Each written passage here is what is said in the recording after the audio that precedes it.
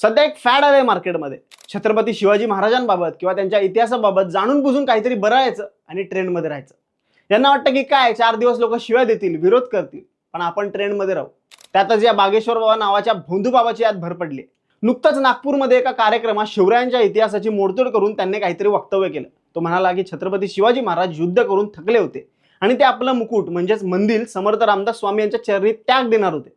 पहिले तर त्यांच्या या वक्तव्याला कोणताही समकालीन आधार नाही, कोणताही समकालीन पत्रव्यवहार, बखर, ग्रंथ किंवा पुस्तकात असा काहीच उल्लेख नाही की शिवराय थकले होते आणि ते मुकुट त्यागणार होते. तर कोणत्या आधारावर अशा प्रकारच्या स्टेटमेंट्स केल्या जातात आणि का, हा खरा संशोधनाचा विषय.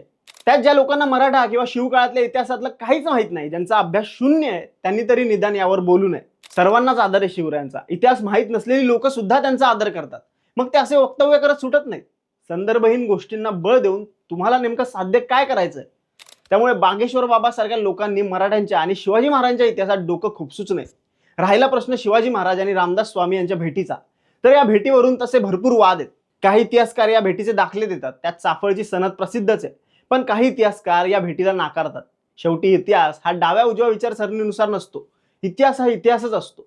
एकाच कालखंडातील हे दोन महान व्यक्तिमत्व एकमेकांचा आदर करायचे, पत्रव्यवहार करायचे. याबाबत शिवरायांचे अनेक दानपत्रही उपलब्ध आहेत.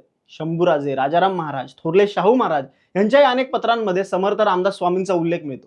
जर शिवराय आणि रामदास स्वामी यांचा संबंध नसता तर निश्चितच त्यांनी निश्चयाचा महामेरू, बहुत जणांशी आधारू, अखंड स्थितीचा निर्धारू, श्रीमंत योगी अशा शब्दात त्यांचा गौरव केला नसता. प्रश्न हाच येतो की जर तुमच्याकडे कोणतेही पुरावे नाहीत, तुमचा अभ्यास नाही, तर या विषयावर बोलणं टाळावं. खास करून बागेश्वर बाबा सारख्या बोंधूंनी, जे आजही समाजात दुफळी माजवण्याची कामं करतात.